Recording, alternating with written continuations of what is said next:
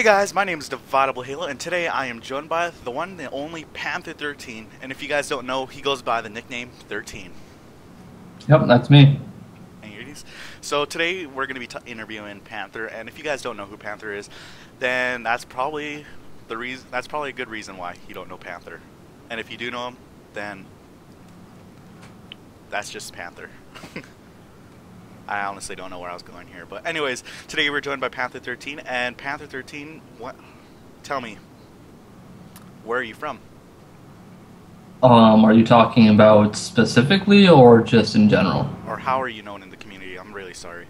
That's fine. I'm known in the community as, most people know me as just an assassin. Other than that, for the people that I work with, such as like superpower clan leaders or whatever, I'm more of an intelligence type of person. Alright, so do you want to explain to our viewers, when did you first join the Halo community? Okay, well, I joined this community in around probably 2010, maybe early 2011. And I joined with just myself and my friend. We had this clan called 3rd Delta, and we wanted to make a militarized kind of an intelligence type of thing. We took what we knew from Splinter Cell Chaos Theory, and we made it into our own little clan, using from what we knew from real-life military and real-life intelligence, while taking some of the sci-fi into it too. We wanted to make something that was hard to get into, and we wanted to set a standard for just something that's different. We didn't want to have just like the Army, the Marines, and a Navy. We wanted to have our three branches at the time were Wolves, which were our elite infantry, Hawks, which were our air unit, and then Panthers, which were our special forces. We took that, and to be honest, we just decided to drop the whole Hawk and Wolf thing and just decided to make this one elite group of just highly trained units. But we came into this community, we met the United Nations through a YouTube video. They were doing this whole thing with the TNG, the Next Generation. We tried to, believe it or not, we tried to have a ceasefire between the UN and TNG, and I think TNG broke it. And they gave us a choice: either join TNG or help the UN. We chose help the UN because in this situation they were the victims, so we decided to help them. And from that, I developed a relationship with Shadow Sniper, and from then on, we just kind of decided to aim my group more towards more intelligence and special forces rather than just kind of this mainline infantry. All right, so you basically formed your alliance, or how you became known, through Shadow Sniper, right? I became known not through Shadow Sniper. I actually became known through my operations, field work, etc. All right. So as I was saying in the video where I magically messed up, or drastically messed up, I was trying to say something about intelligence. You're one of like the first people in the community to have an intelligence agency. I was one of the first people to kind of make my own thing into it. Like, at the time, there were spies around in the community, but they were more map stealers and thieves. That was basically it. They really weren't after the intelligence. They weren't after an assassination or anything. That just didn't exist at the time, or at least not from what I've seen. I decided to, there was a point in, or during the development of 3rd Echelon in 3rd Delta, that the Panthers, myself and another one, Panther13, infiltrated this clan's base, and the clan leader was shooting at one of my other Panthers. And I flanked him and assassinated him, and I thought to myself, hey, we could do something with this. The fact that we infiltrated a base, we take out a target type of thing. That was kind of interesting. So we kind of went off that. We didn't intentionally make assassinations a big thing, but when we saw the explosion of how it took off in the community, how it was portrayed, we kind of just used that to our advantage. Like, okay, hey, these guys really think assassinations are like, something that can be used as like a political message, or a message to the security of that clan, saying, hey, we broke into your clan, we stole your information, and to top it off, we killed your leader. What are you going to do about it, type of thing. We weren't cocky about it or anything. We just kind of just vanished at that point. All right. Yeah. So let's go through the clans that you basically or operated in during the times of 2000 and attend 2014. Do you want to start off with the first ones and then go on and on and on? And you could briefly explain it for us? Yeah. So there was first Third Delta, which was our, like I said, that was basically our baby. That was our stepping stone to how we were going to develop a program. We then launched Operation Black Hole, which is where we decided to disband Third Delta, and all remaining units who wanted to continue going in combat was going to join the United Nations. So we joined the UN, we did our training, and actually the first day there, and I think there's a message in that one of the messages I sent you, but I was doing the obstacle course, and I was jumping on top of this wall, and I never wall climbed before, so this is my first time doing it, and I was like, I got like 3/4 up, I was at the last jump, and for some reason I couldn't get it. I'm like, alright, what the hell? And Shadow Sniper stopped, and he looked at me, and he's like, Panther, get up there, or it's like, I can get 10 more of you, or 30 more of you, and then I stopped and I looked at him, and I kind of like giggled, or like smirked, because it was funny, because Shadow Sniper and I did so many clan battles up to that point, so we kind of knew, like, there wasn't another person like me. I was too, I was like a database on the fly. I can give you information when you needed it type of thing. So we kind of just laughed about it. I was like, okay, maybe not 30 of you, but just get up there. So that was kind of funny. But then after my time in the United Nations, and the funny thing with that is I reached the rank, or I got up to the Rangers pretty fast. And I was basically going to be the next in line for the Rangers. The person before me was, I think, Dustin Wind or something like that. And the Rangers had a bad reputation of just being this this cursed branch of just everything bad would happen to this branch.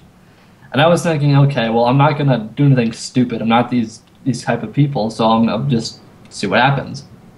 And after, I don't know when I got total control over the branch, but I think it was when I was a lieutenant that I actually had control over the branch. And I had my own 2 fire teams.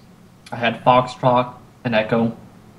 And believe it or not, I rose through the rank. I mean, I got to the UN director position within a month.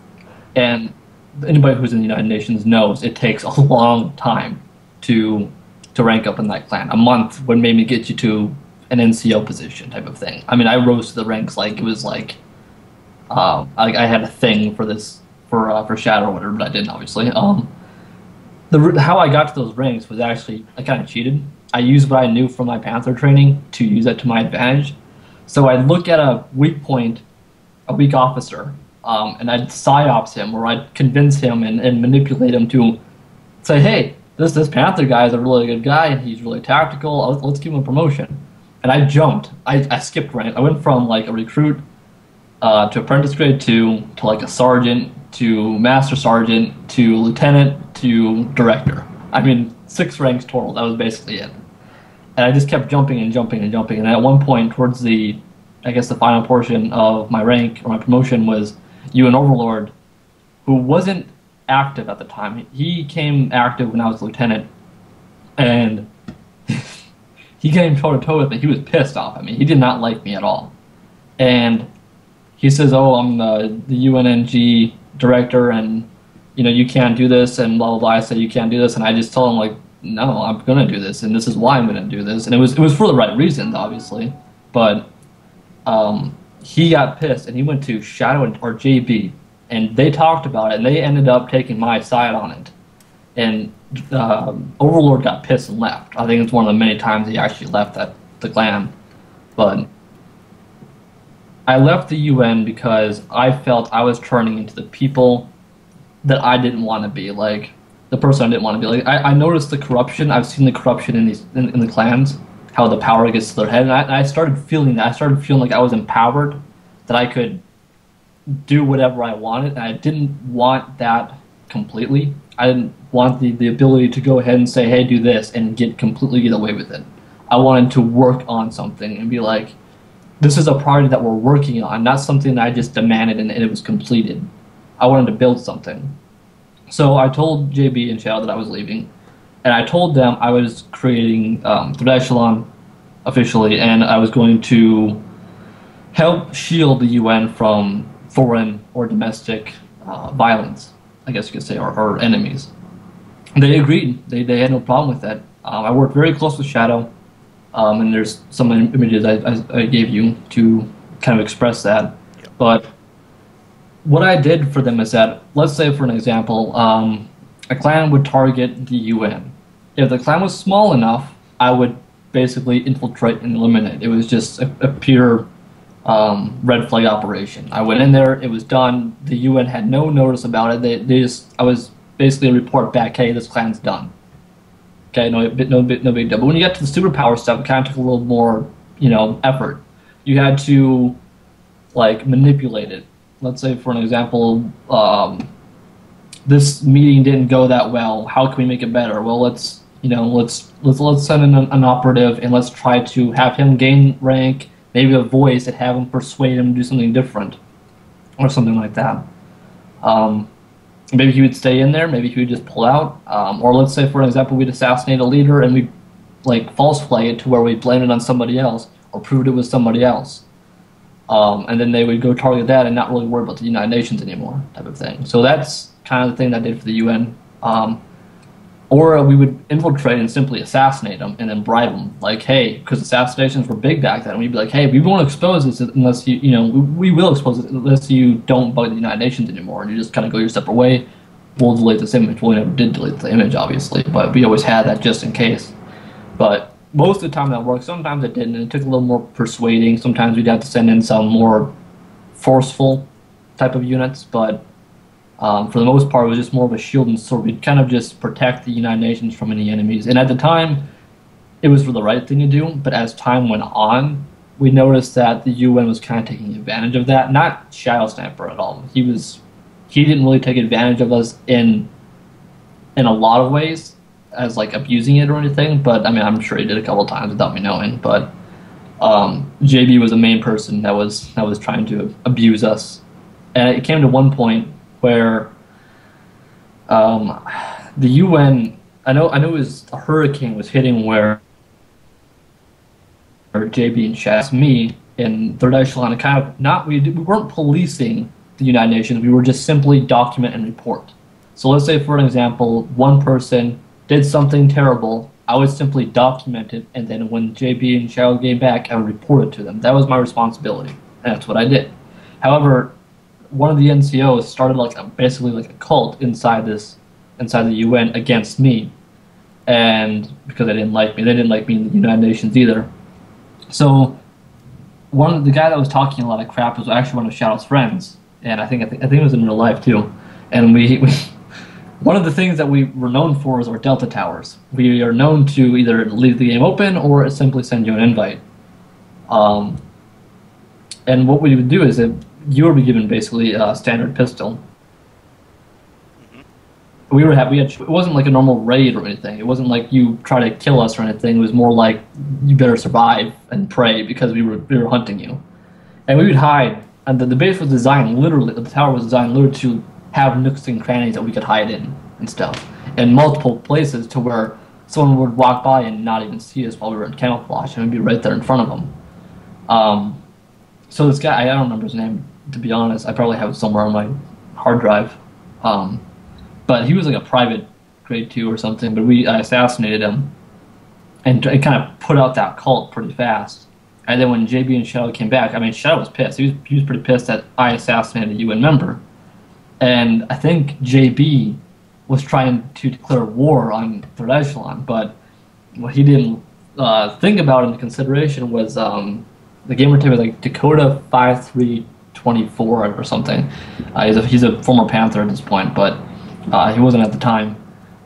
No, he was a Panther before then, but he was basically inactive to where he was just in this clan, but he could come back to us when he was done with participating in this clan. But he was assassinated a week earlier, and he's a colonel at the time, by Turkey Burger. And the UN did nothing about it, absolutely nothing.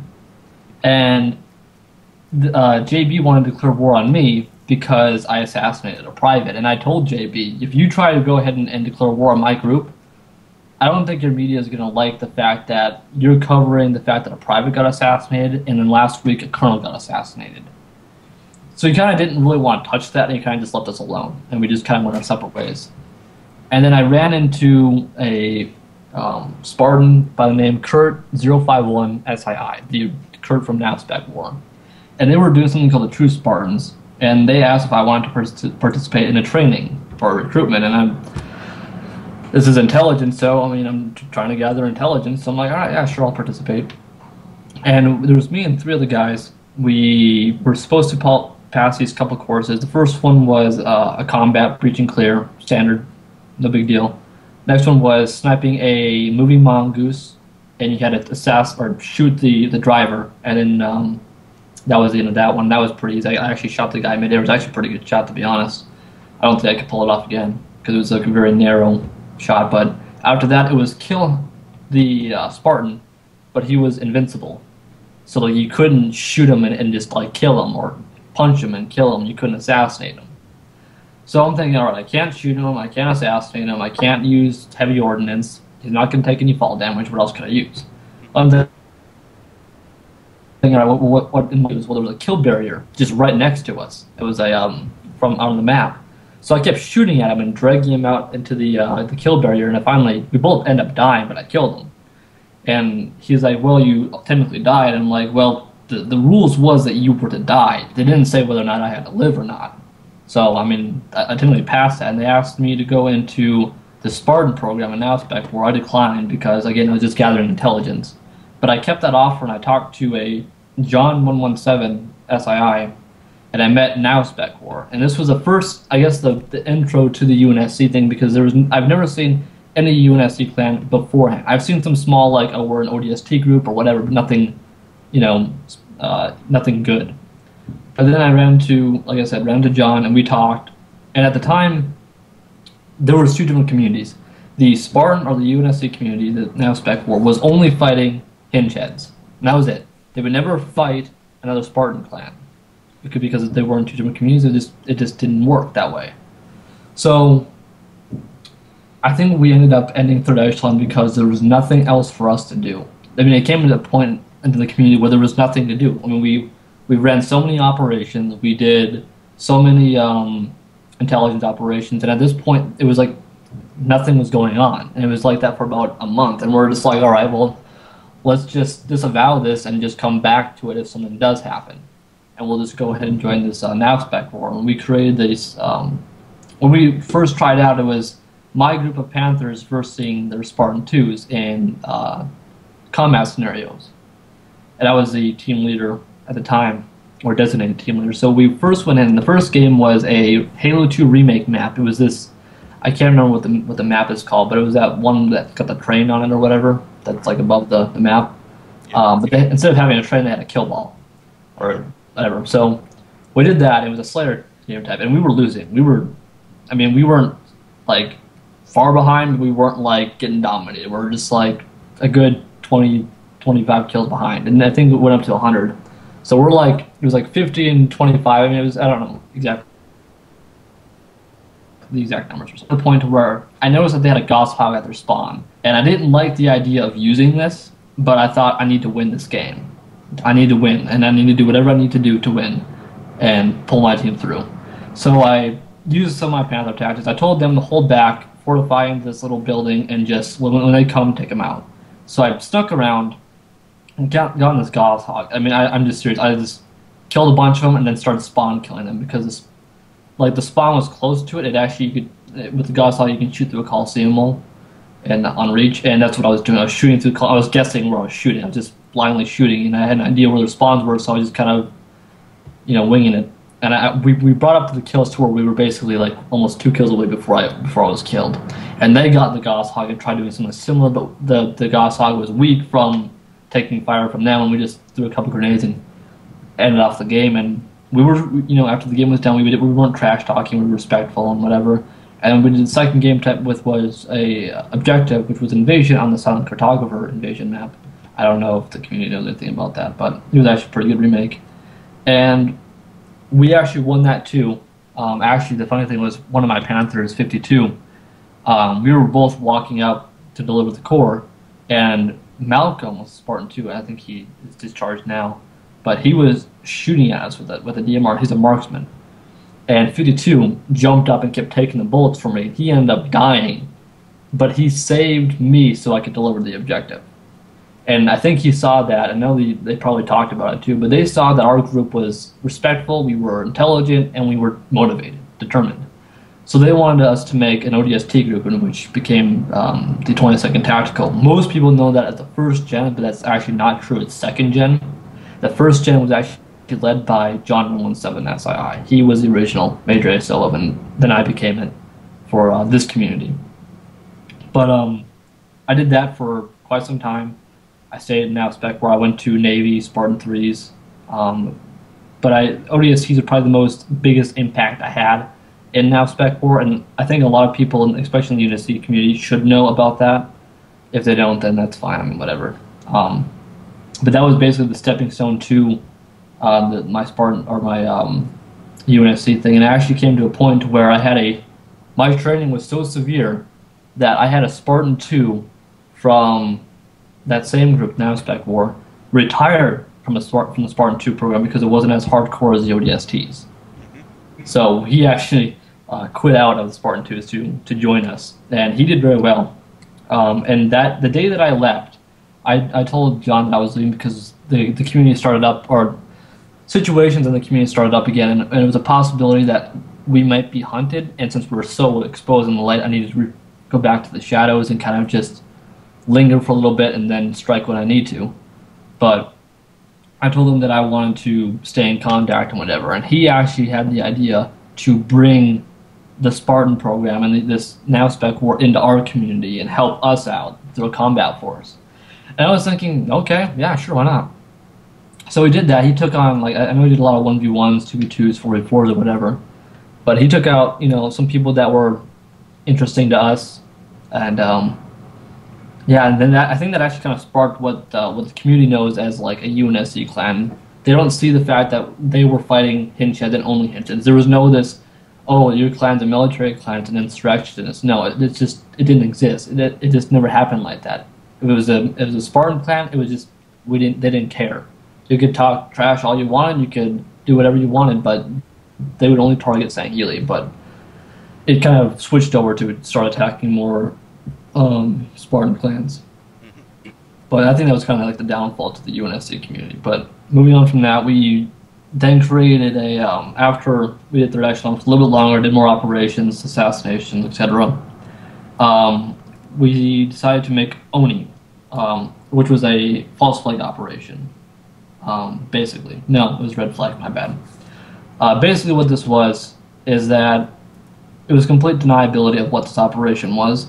But what we wanted to do is we noticed that this UNSC clan had just popped in and just started tearing people apart. We kind of wanted to use that motivation or that momentum that this NavSpecWar had, and we wanted to make like an open recruitment for anybody. Using from what we had from Third Echelon, we wanted to kind of like make this popular. We wanted to bring people in and then find out which ones were actually worth a damn, and then just kind of haul out. It didn't work out the way we wanted it to, or how we planned it. But what we ended up doing is we had some people that we decided that were at least decent, and we took them, and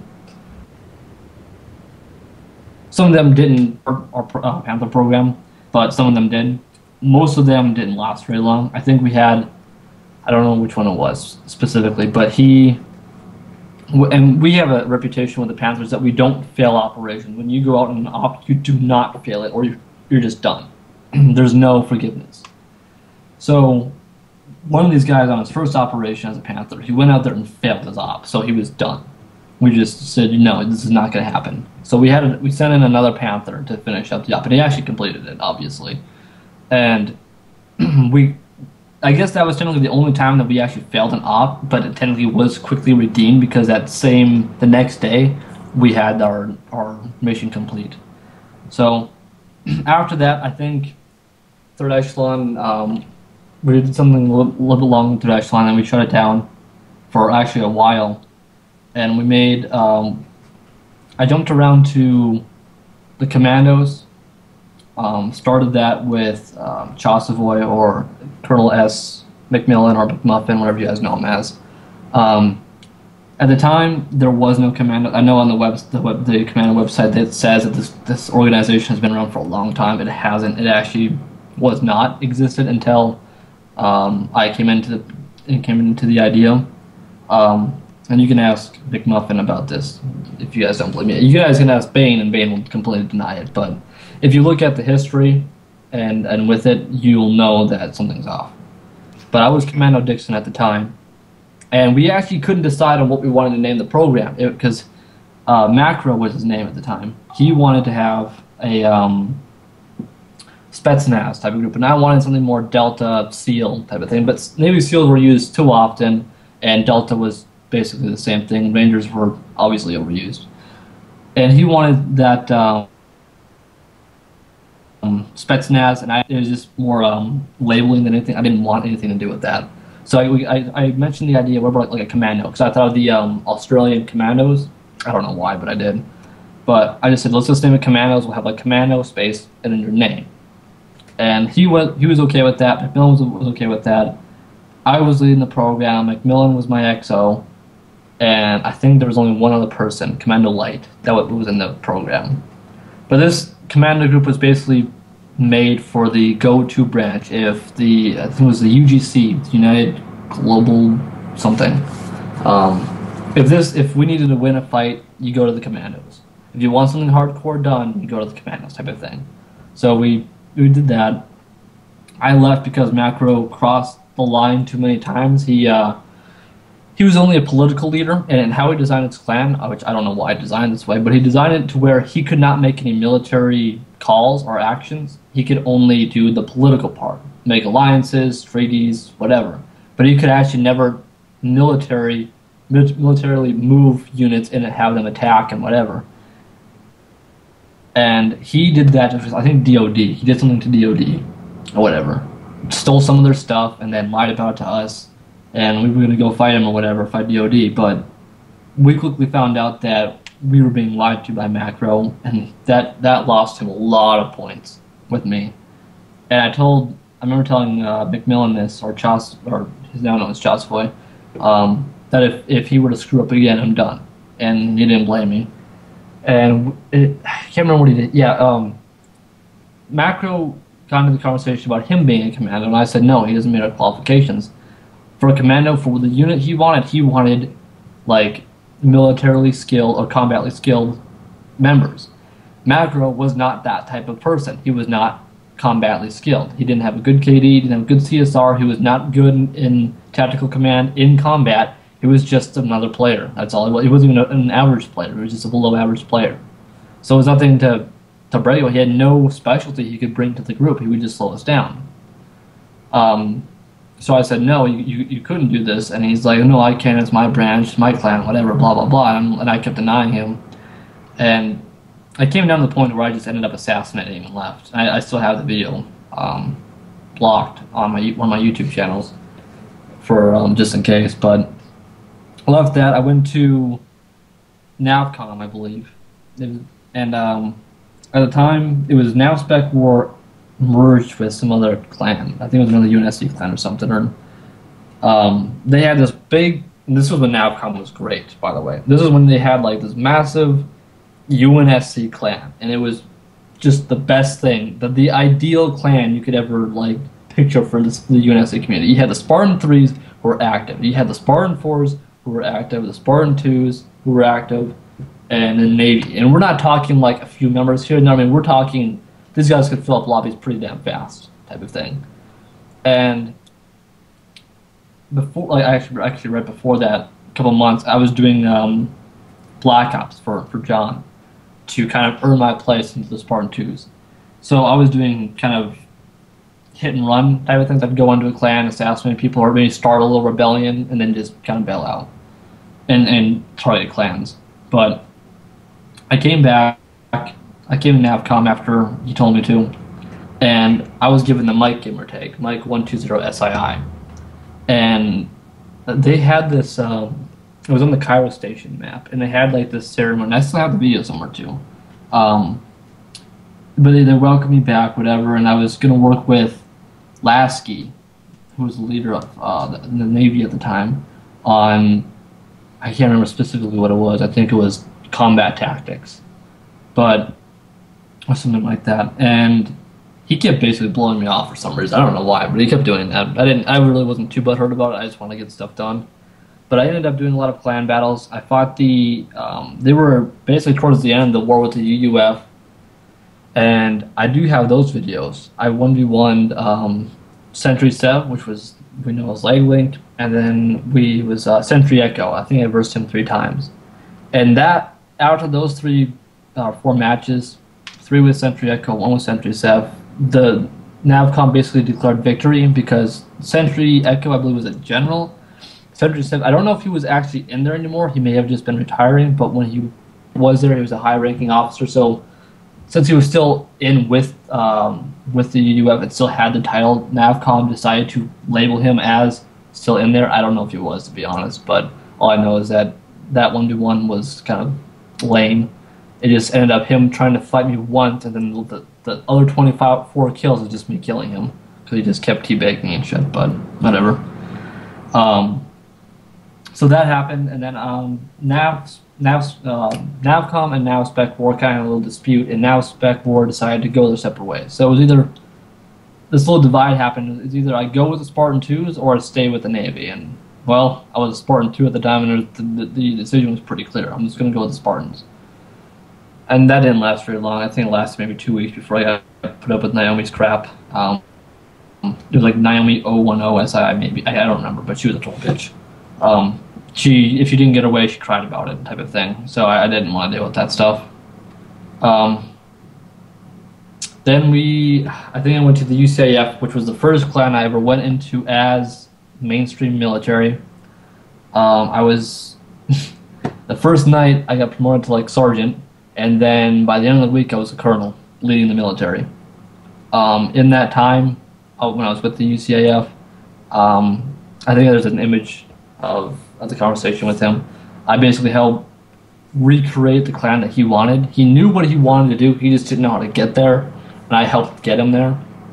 That was probably one of the only times, yeah, it was the only time I've actually ever done mainstream infantry, because he didn't have any other branch, and I like zealots, so I just wanted to help him out and do something. So I did that. After that, I think I went to the UNR. I'm pretty sure I did. And at that point, I was going to lead the Marines. And I knew Lumen Killer from the United Nations, because I was basically like his mentor when I was there. But I can't remember specifically. I know there was our Lizard. I can't remember what it was. I think it's like Romeo K at Jew, what it is now. I can't remember. But he didn't like me. We always had a thing from the past, from when I was in 3rd Echelon. But I tried to put that aside. I mean, I knew to watch him and be weary and stuff, but I never really just gave that much of a shit. And he tried to court-martial me like 3 or 4 different times, and all of which he failed. And then I started doing intelligence a little bit, and then I know Shadow Sniper came into the picture for the UNR, and he took over the intelligence. He asked me some questions about how to set it up, but I really didn't give him too much, not because I didn't want to, it's just because I kind of wanted to let him experience it for himself. I mean, doing intelligence is probably the hardest thing to do in any clan I've ever seen. Like, through all the special forces I've done, through mainstream military, intelligence has always been the hardest, because it literally takes intelligence to run intelligence. You need to be a pretty well-educated person to make the calls that you need to make while running an intelligence agency. If you're just sitting there doing domestic intelligence, you're more like a security force. You're just checking for spies or whatever, doing background checks. That is technically intelligence, yeah, but that's nothing major. That's nothing, that doesn't need you to make a decision whether or not this clan will survive or not, or whether or not this information will change the outcome of the war or persuade the clan leader's opinion on what he or she needs to do. So, doing this, I decided to do something I actually haven't done in a long time. I wanted to make a new intelligence agency, more advanced. And I know I had some smaller agencies up that I kind of skimmed over throughout the history. I had 4th Echelon, which wasn't the same. I started on Halo 4, like towards the beginning of Halo 4. But I quickly ended it. I think it was like within a week. I just made one of the Delta towers, and that was done. It just didn't seem right anymore. So I decided to do this other intelligence agency, which was supposed to be more advanced than my Panthers. And the thing with that is it actually was more advanced than the training that we had as Panthers. It wasn't any motivation. It's just the people that we selected would meet the qualifications dead on. It's just that we were never active. At least through combat-wise. It was how we set it up was basically there was intelligence and then there was combat. And our combat agents were specifically designed to have all combat traits that I've had from my clan history. With that training, we decided to do. Actually, I can't believe I'm going to talk about this too. Is that with the Panther training, some of the stuff that we've done in our training is beyond what I've seen in any other clan to date. I've never seen any clan do this stuff up to date, which is pretty astonishing. That even back then, about 5 years ago, when this stuff was made, that we still had the edge on clans, and this training still today is advanced, which is just kind of shows you how this stuff is designed. And believe it or not, this Panther training took a long time to design because I wanted to be advanced, and I didn't think it was going to be this advanced to where 4 years later or whatever it would be still advanced, but it turned out to be. Some of the stuff that we had like in there, I named some off. We had our dark test, which was kind of like our crucible. What we did is on Reach, you can change the lighting. I think we had like colorblind, purple, and another color to it to make it look like it was dark out. And there was 4 tests to the dark test. There was hall test, dot test, hangar test. We had specific names for different parts of Forge World, but we didn't want to use normal callouts because in Reach, if you're in game chat, you can hear the opponents. So we wanted to use, if someone was dropping in on our conversation, they still wouldn't have any idea how we were talking about. So the hall was hemorrhage. It was basically that entire canyon. So what we would do in that one, it was a DMR, and that was it. You have a DMR and you have active camouflage, and your objective. No, I lied. That was a sniper one. Sniper rifle and active camouflage. And your objective was to hunt the opposing Panther who was also carrying a sniper rifle with active camouflage. And I think it was up to 15 kills. An assassination was like 5 points, and a headshot or just a normal kill was 1 point. So these guys were in there for a long time. And we scheduled it to where, we were in school at this time too. But we scheduled all the dark tests to where it was like people were on vacation, or they had a 4-day vacation, a 3-day vacation, or whatever. But this dark test itself would last about 24 hours consistently. So they'd go in there, they'd do this match. If they didn't try to be stealthy, they were dropped. Just simple as that. There was no mercy. If you did not have what it took to do what I asked in combat, then I didn't want you. And the people that I brought in actually. Funny thing is, they were most of my enemies at one point, but I'll get back to that. But they had to go around sneaking around active camouflage with a sniper rifle to try to hunt down another Panther Panther trainee who was also in active camouflage with a sniper. And then on the dot, which was the I think Paradiso was that island in the middle of Forge World, they were given a DMR and I think a pistol, and were also in camouflage hunting one another. Same rules. It was like our same game type, 15 kills. Assassination was 5, and a normal kill was just 1. And then there was a hangar, which was only. We started off with a shotgun and a pistol, but we quickly changed that to only a shotgun because of the shielding. And we ended up getting rid of the shields overall, so it just came down to a shotgun and your fists. But that was the same thing. I think we had that a little bit higher. I think it was 25 kills, 1 point for normal kill, and then an assassination was 5 points. So we really wanted them to focus on the assassination parts, and spotting that active camouflage was the crucial part of the dark test. Was you needed to be able to be in the dark and spot that stuff, and it does pay off doing that. And that took 6 months of training with just one class, basically, of that consistent training. And we had quite a few people come through, and at the end, I think a total of 16 Panthers total for our first gen, our overall group that the community knows as our first gen, but it's more specific than that I really just not going to go into. Then we had our initial test, which was you were given a Magnum, and you were supposed to evade and eliminate a Scorpion tank who was not. The Scorpion driver was informed not to play stupid. Don't play stupid. Try to kill this. Find and kill this guy. Kill him. You know, if you see him, kill him. If you have an idea where he is, hunt him down and kill him. There's no like, I'm gonna patrol and maybe make myself look like an idiot. No, we wanted to make sure that these people had to use their environment. So we'd sit there, they'd give a pistol and that's it. No grenades, and they had to hunt and kill the Scorpion tank. So that was the initial test. What else can I talk about? Funny thing is, we had a guy, and I think we gave him a Panther name or Panther number. I think it was 24. His name was Jugger, but he was the Panther security guard, and he would literally sit in front of the Delta Tower while we were out training. And seriously, this was his job, to sit there and make sure no one got into the tower. And he would sit there hours on hours on hours on end with nothing to do but just watch the door. And that was it. And if someone were to try to enter, he were to go in armor lock and wait for us to get there. And every now and again, I'd sneak off from training the Panthers while they were doing something and throw a plasma grenade at them. And most of the time, about 90% of the time, he would go into armor lock and deflect the plasma grenade. I think I've only got him like twice to where I actually killed him because he wasn't paying attention.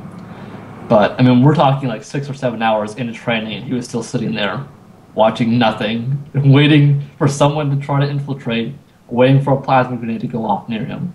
That was his job. I think we've only actually used him twice in combat, or in a situation with him actually there. So throughout the 6 months, he was only used twice as an actual security guard. But he was still awesome to have around.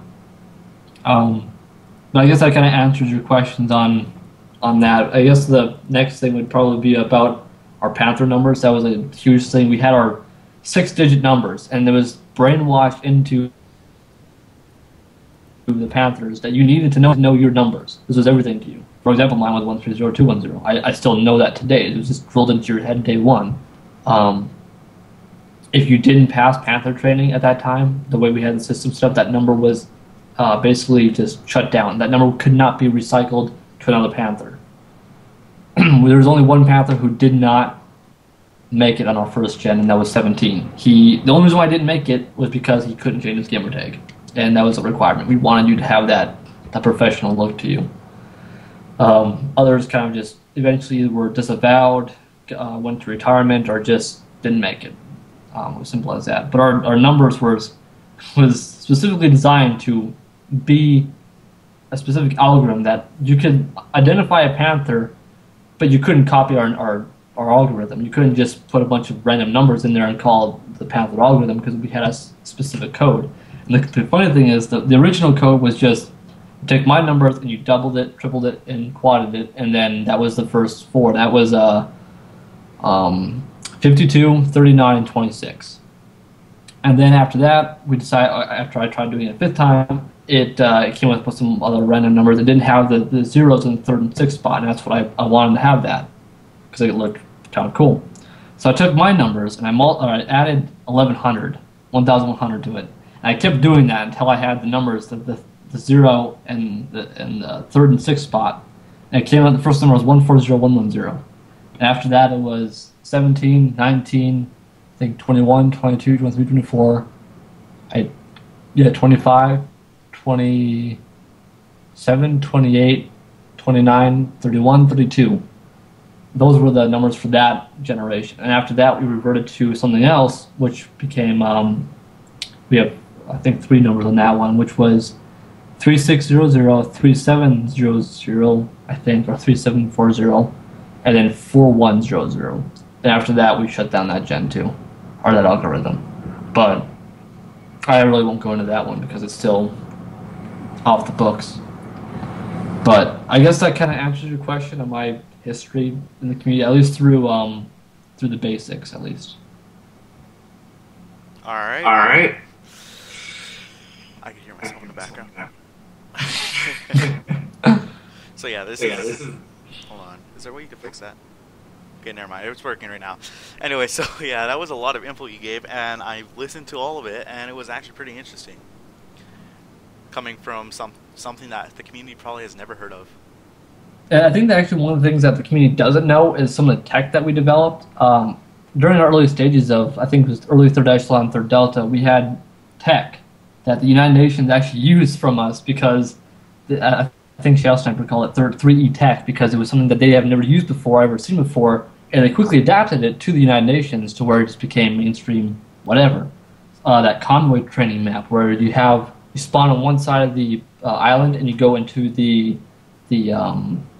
hemorrhage with this convoy. That was developed by us. I think I still have the original map, and I think my modification date's still on there, so I can actually I can still prove that. Armor locked doors that didn't exist on our initial point into the community. You'd go and armor lock in front of the doors, but it never tipped them out. We kind of lowered, they couldn't come in or go out. And then hard drops, which is where you take your Falcon at full speed, and then you drop off your 2 guys or 1 guy, and they will safely land on the ground. We did that. By accident, we named, I think everybody knows Ranger Mountain. I don't know if you know that name. That was us. I named that because we were the Rangers, and I wanted to climb that mountain, so I'm just like, climb Ranger Mountain, and that just kind of stuck. So that was kind of funny. And then kill ball. I don't know if we developed this. I do know we applied it, and I know the UN didn't really use it. They just kind of acknowledged it. But if you take a kill ball and you picture it like a molecule type of thing, I can't believe I can't remember the terminology for this, but the initial or the internal glow to the kill ball, if you cover that up, that kill ball shield or the exterior, like the cell wall type of thing, can protect you, and you can shoot out of the kill ball, but you can't shoot into it. So if you ever sitting there in Forge and you want to test this out, I think it works on Master Chief Collection too. If you cover up, like you use like a couple 1x1 flats, blocks, whatever, and you cover up that light, and you go into the kill ball, you can see out normally. Like you don't see the shield, but you can shoot out as much as you want. It won't do anything, but you cannot shoot into the kill ball. But we've never actually seen that used too often. I've maybe seen it maybe once or twice actually in raids, but it's completely unfair. But alright. So we're going to cover a bit something more different. You basically covered the UNSC of NavSpecWar, but we're going to ask your opinion on something. Hopefully it won't be that long as the other one, but yeah, it was interesting to hear, but we're going to ask something quickly, and that's the UNSC community, the modern UNSC community. What do you believe is the problem with that? I think lack of leadership is probably the main key throughout this entire community, is lack of leadership. Like, most of these clans do not have good, solid leader who knows what he's doing and knows what he wants to get his clan to. In fact, the very few that I've seen, I'm actually in contact with, or mostly. LOS, I don't agree with everything that they're doing. And it's not because I don't like them or anything. It's just some of their motives is not my type of thing. But they're determined. They're pushing themselves each time or each milestone to become better, which is good. That's what this community needs, is to have those dedicated leaders. That's what made clans back then so great, because you had DOD, who was a dedicated leader. You had these other clans, JFCA, who were dedicated and pushing to be the next, United Nations. I think the last one that we had on Reach was Isolator Source, and his clan did amazing because he was dedicated and motivated. But these UNSC clans, they're not, if you can want to call them UNSC anymore, but they're inspired by UNSC. They're not a UNSC clan, because from what I've seen, at least kind of glancing into it, they're not canon. They're just kind of trying to pick up from canon and pick the stuff from canon that they enjoy and applying it to their clan. But a Coast Guard does not count as canon into the UNSC. I mean, yes, they had a wet navy. It's true. It's in the books and whatever. But overall, it's not canon per se. Something that you can actually like, oh, my gamer tag is blah blah blah, captain of the blah or whatever. It's just. But I guess the main issue with the UNSC community is they've kind of lost their way, and I guess you can kind of blame NavSpecWar for that, because how they entered this community, the military one, is the leadership. They're not fighting as many blorgs as they used to. They're mainly focused on fighting other Spartan clans. So it's not really UNSC based anymore or just a UNSC clan. It's just a UNSC inspired clan that's inside this military community. And no matter what you tell me, oh, we're a UNSC clan, if you're fighting Spartan clans, to me, you're not UNSC. Even when NavSpecWar did it back then, I was doing like, this is not a UNSC clan anymore, in my opinion. It's just, you're just a clan inspired by the UNSC or by Halo to make a clan that is just based off of it. It's not hardcore UNSC anymore. So. Alright. One thing we're going to cover too is there was a rival according to Ling Ling Killer. You had a rival in intelligence because you were one of the biggest intelligence agencies for the Halo community, right? Yes. Your rival, I believe, he was saying, was like Link. Master Lightning, that's correct. Yeah, we were, I assume, still are rivals. I haven't talked to him in a long time. I think the last time we went at it was when I was finishing up my first semester at high school. And that was more just, we were bitching at one another or something like that. We always went at it. Like, Lightlink and I, from day one, and I guess I kind of started it, but that's because the way we had Third Echelon set up, we didn't allow recruits. And I know he told me at one point he wanted to get into Third Echelon and be a part of it because he left the JFCA. He may have like just been inspired or wanted to do something with us or liked us, or he may actually enjoyed having us as an enemy because I mean I assume we were a good something that they give him the run for the money because we'd always spoil their little plans or whatever. We'd find out, we'd get information, we'd get intel, and I think I don't think he actually hates me. He may actually now. I mean, I really don't like the guy because I can't stand him. But I think overall, he just liked the fact that we were giving him a challenge. I've noticed that a lot with like Stalker, for example. They're not that active or anything. They're not anything to brag about. But when you start adding fuel to that fire, they take entertainment from that. And I guess that's just the way that they play or enjoy Halo. For example, some people play only games. They only play the story to the games and they're done. They'll move on to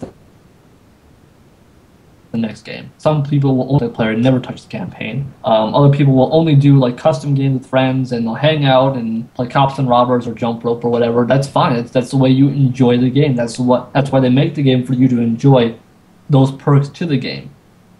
And maybe like Link and his group of friends enjoy having that challenge, that argument. I simply just find it really annoying, and I did find it very annoying. Because to me, I like understanding and knowing things. So when I was presenting things to Link through evidence or through posts, through whatever, I was thinking, okay, I have proof of contradiction, that he's contradicting himself or whatever. I'd show that to him, and he just wouldn't accept it. Like, it just didn't click. Either he was doing that on purpose, just to piss me off, which he probably was, knowing him.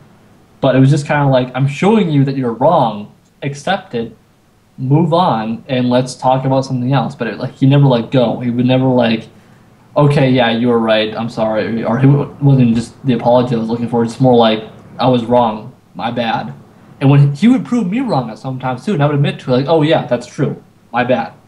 I would man up to it and be like, yeah, that's true, I did.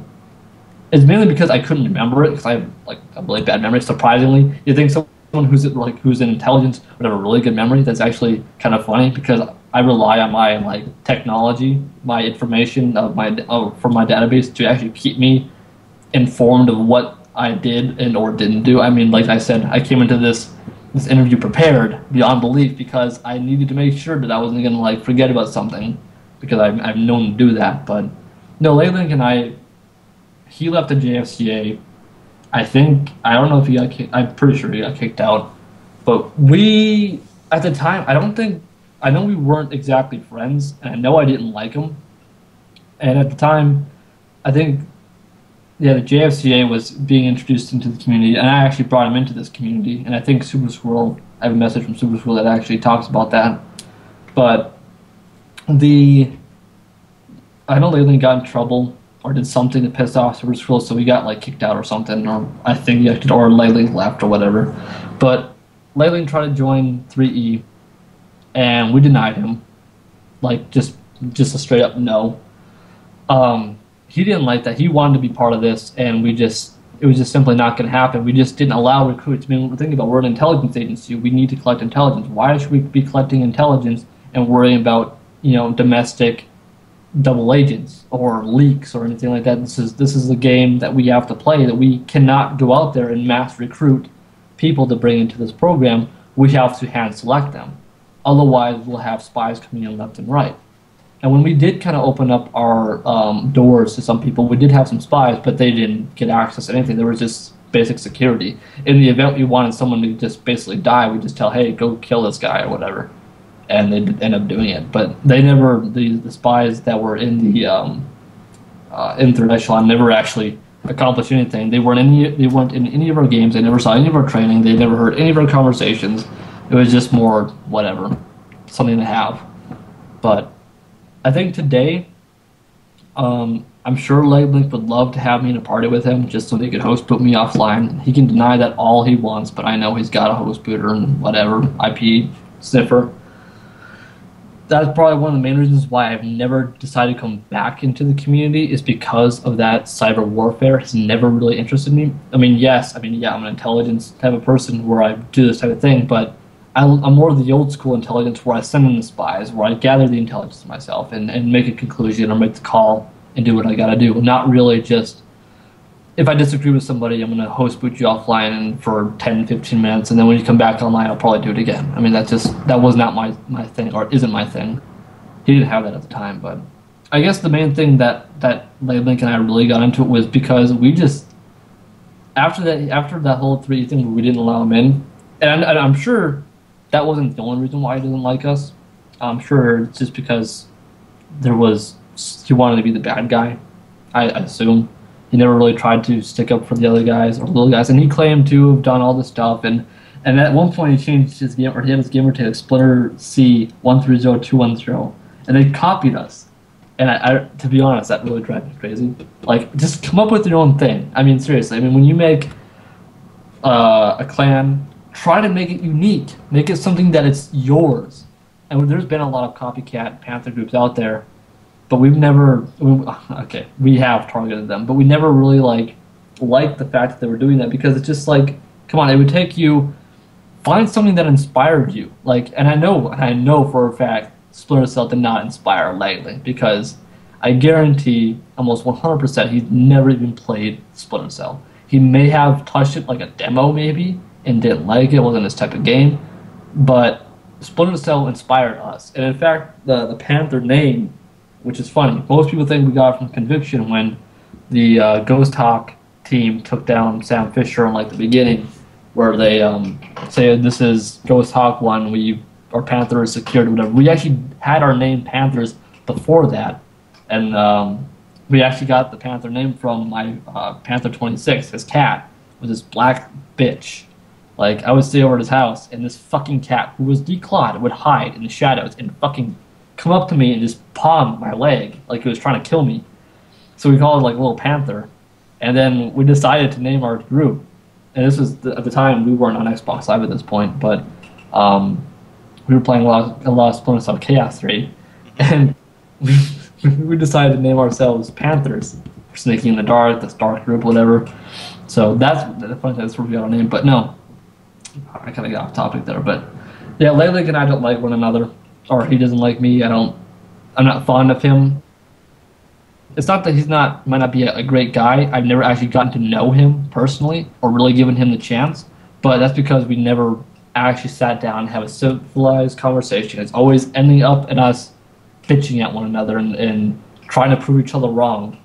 So, I don't know, maybe we're just not compatible to actually sit down and be friends or whatever. It's just one of those people to where I'm not saying he's like this technically, but let's say, for example, you go to school, whatever, you see somebody and you're just like, man, I fucking hate the way this guy looks. I just want to punch him in the face, Maybe that's just how Leylig and I are, except just over Xbox. We're just we just do not like one another or whatever. Maybe that's how it is. I don't know, but who knows? All right.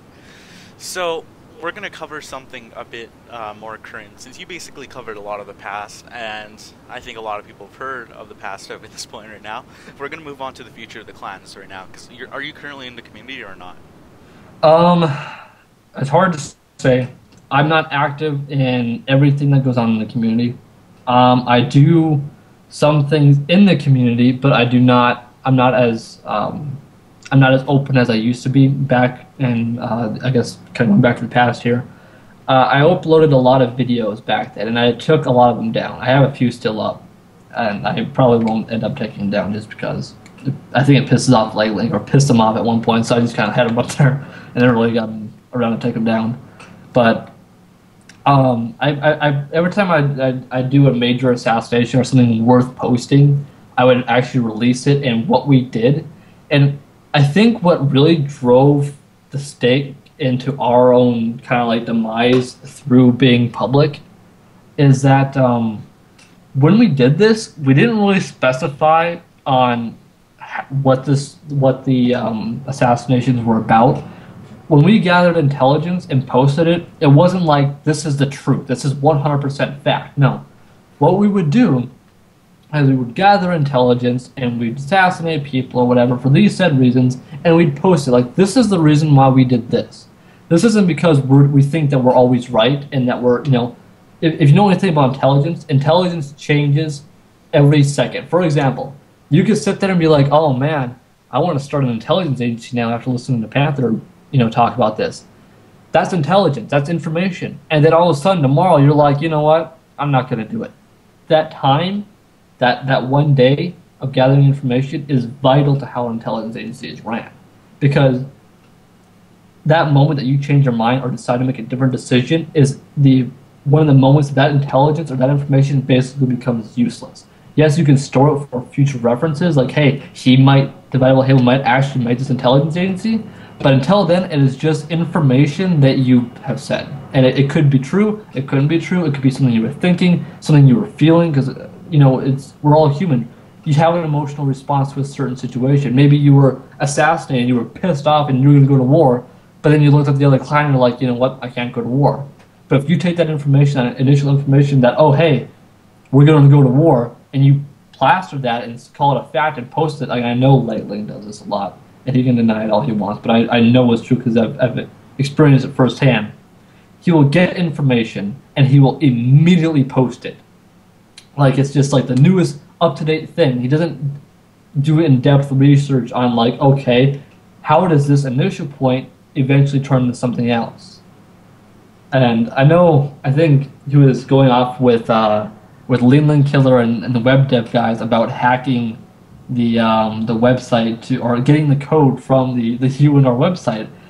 But all he did, and you can do this too, if you go on Firefox or whatever you use, and you right-click, and I don't know if you guys have this, but if you go to View Page Source or whatever, I don't know, let's see where I can go to, like YouTube or something, and you right-click and you go to like View Source, and you'll have like all this code. That's basically what he just did.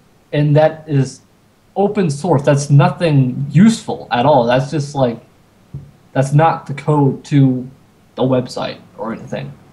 It's just, that's not how it works. I mean, I've taken a computer programming class. I know what that's about. I've studied that, and any web dev guy or any programmer will look at you like, if you think that's code, that's literally pathetic. It's just not how it works. But how that information just, how intelligence can just change immediately. This 1 minute you're thinking that one thing, and the next minute you're thinking another. That intelligence and that information can, decide whether or not you are having a fact or you're just reposting someone's thoughts. And that's why when we did our thing, we wanted to make sure that we were doing in-depth research. We'd give it time. Like, okay, he might be going to war with somebody. Let's keep our eye on it, and let's not make it a fact until we see something that's actually leading up to that point. Like, oh, hey, troops are mobilizing, they're practicing, they're getting, maybe they posted a YouTube video about this clan, about, and tensions are just rising, whatever. It's a possibility that there's a war breaking out, but we've all seen some clans bitch and bitch and bitch and never actually go after one another. But hopefully that answers your question. All right. So we're gonna try to make these next questions short. Hopefully, you can answer just like really quickly, Okay. because you beat Shadow Sniper. Yes. Fuck you, Shadow. No, I'm kidding. Yeah. So what we're gonna ask quickly is, what are the problems of the current community? What are the problems? Like I said, it's the leadership. I mean, we need dedicated leaders. We need, and people can sit there, and I know Shao, I think Shao touched up on this too, is you can't have all these clans designed for peace. And I know, and I'm really being very hypocritical at this point, because my organizations were literally designed to destroy these clans who did not want peace. So for me to actually say that we can't have peace, or a lot of peace, is very contradicting to how I was doing things, or I guess you could say was doing things. But there needs to be conflict. There needs, and I know everybody wants to be the good guy, and maybe there's very few people who want to be the bad guy, and the people who are the bad guys are like bastardized and crucified, like almost immediately, like Marshak. He was trying to be the bad guy or whatever, and he was just, how fast Marshak fell was basically just almost hilarious. But we need conflict, and right now this community is divided. We're shattered. We have people on Reach, we have people on Halo 4 on 360, we have people on Master Chief Collection, and to be honest, and I know a lot of the clans have talked about, like, oh, we need to keep moving forward and be moving on to the next game, and that may be true, but at the same time, not all these clans can adapt to it, and as much as these political figures will love to say, oh, we'll help you, we'll help you, we'll help you, that doesn't always happen.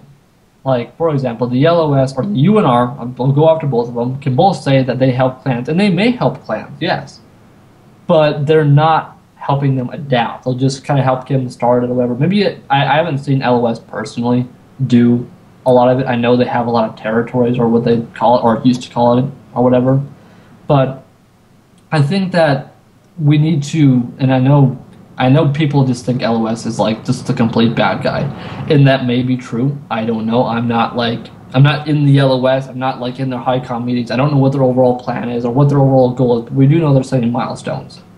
So what their overall goal is maybe they just want to be the next superpower. Maybe they want to be the next UN. Maybe they want to be the next great group to go into this community and kind of plant its seeds and be known for a clan that rose up and defeated all odds.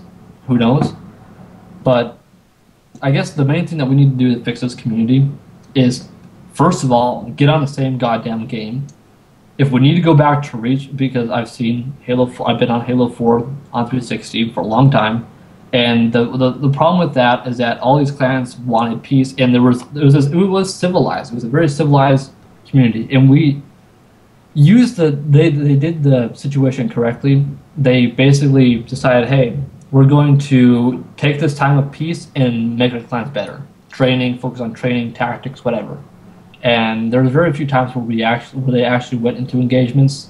There was one major coalition. We know obviously the UF one, but we don't really talk about the one, the Spartan coalition that Clan Orda tried brewing, but was quickly and utterly destroyed. And I can take some credit for that, but I don't think there was any clan battles, but I can take a lot of the credit for kind of, I guess, destroying that, drone striking it.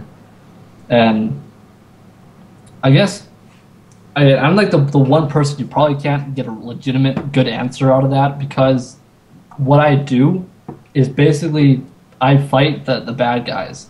I try to be the good guy. And as much as I want to try, like I've debated on trying to do what all these bad clans have done, or quote-unquote bad clans, whatever, to try to be a Stalker or try to be an Anonymous or a Slender.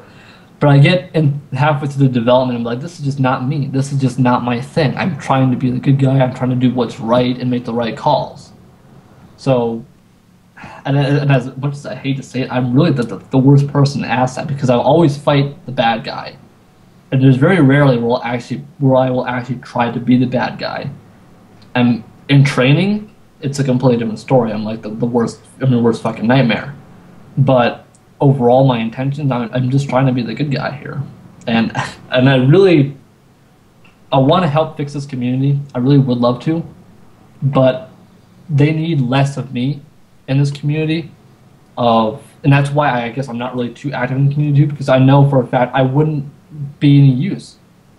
I mean, I'm off in other communities and other clans and stuff, helping out. But overall, I'm not the community's like lifesaver here. Bringing back the Panthers won't save this community. It may start some conflicts, but overall, this community needs to get leaders that will help push their clans to the next level. Having a bunch of tier 1 tribal clans fighting one another and having pissing contests is not going to save the community. Having a bunch of superpowers with peace won't save the community. That happened on Halo 4 and the tribal thing on Halo Reach. It just doesn't work. We need a good structure. And people like me, this is why I'm kind of glad I'm not in the community, is only going to make it worse, which, again, why I'm not in the community, or technically in the community, doing a lot of what I used to do publicly. So, again, for me, I can't really be the community's answer. And I think every point I would make would technically be biased because I would try to be the good guy or still try to instill those good guy type of personalities. So, again, that really just doesn't really help out the community if I were to actually get involved and actually do anything with the community. But All right.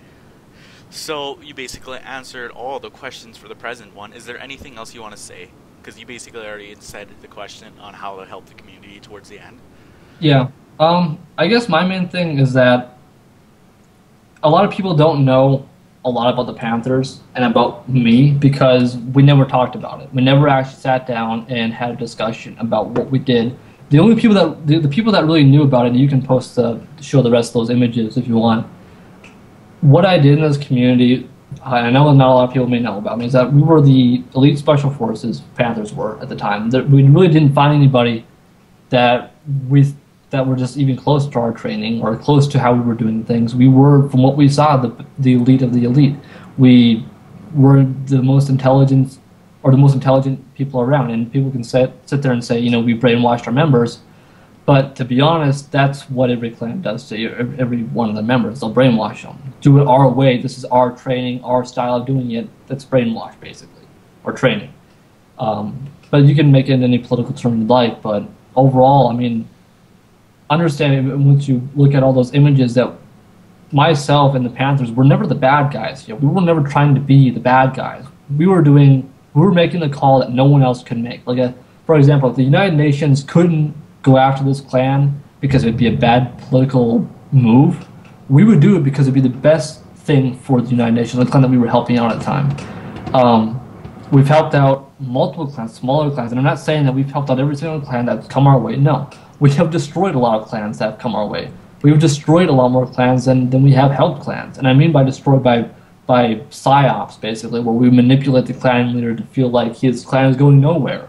That every attempt he makes, we end up stopping to where he just gives up and ends it. And I know Xiao talked about no clan can ever end unless the leader ends it, but that was one of our key things. We would target the clan leader and make it feel like he wasn't going anywhere, and so he'd just give up. And yes, technically speaking, that could be considered to be the bad guy, but we did it with the right intentions that for example, this clan that we targeted was not going to help the community in any way. It would not benefit the community in any way. It would just make it more of a mess. And you can look at that however you want. Regardless how it is, we tried to be the good guy. We tried to do what was morally correct, ethically correct to make this community better and more, I guess, a better community, healthy community. And if you think that, for example, doing that was wrong, then yes, we were the bad guys. But we stood by our convictions in the end. Like I promised to a lot of clans, at the end of my run in 3rd Echelon, I would have myself assassinated for all the assassinations and all the operations that I did. And I did that. I had one of my better agents, Panther13, assassinate me on my own terms. And then after that, we were done. We ended 3rd Echelon. But now, I guess, what we're trying to do now is just help out doing what we can where we can. I mean, we're not sitting there trying to be the next big intelligence agency. We don't want to be the next big intelligence agency. We were already that. Someone else could step up to the plate and try it if they want. I mean, you have some big shoes to fill and stuff, but I mean, go ahead, try it. You got time. So, I guess that's the best I could say for a final word or whatever. But yeah. All right. So that was the interview that had beat Shadow Sniper 172. He can suck it. Kind of. Anyways, guys, I hope you guys enjoyed this video as much as I did. This is a lot of information that was processed for a clan or for Panther13, where people have never heard it before. This will probably be one of the only places that you'll hear it. Yep. And this is basically the in-depth of the community that people didn't know of during the time of the UN and all these other clans. And moving on to the present day, people still don't know that much about the Panthers.